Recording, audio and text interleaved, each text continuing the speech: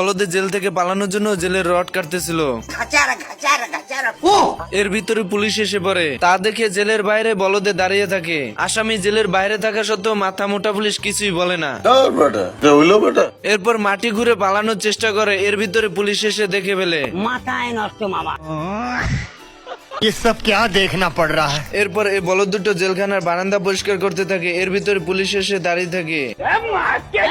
ये जाओगे ওই মান্দার পোলারা বিড়ালে কামড়াইছে। अरे ये बात तो मेरे दिमाग में आया ही नहीं। মামা মুড়িয়ালের টাকা দিমু না। এবারে মুড়িয়ালার কিন্তু টাকা দিব না। এবারে ঝালমুড়ি আলার কিন্তু টাকা দিমু, এবারে ঝালমুড়ি আলার কিন্তু টাকা মেরে দিম, টাকা দিম। এবারে ঝালমুড়িয়ালার না টাকা দিব না। भारी मिस्टेक हो गया सर।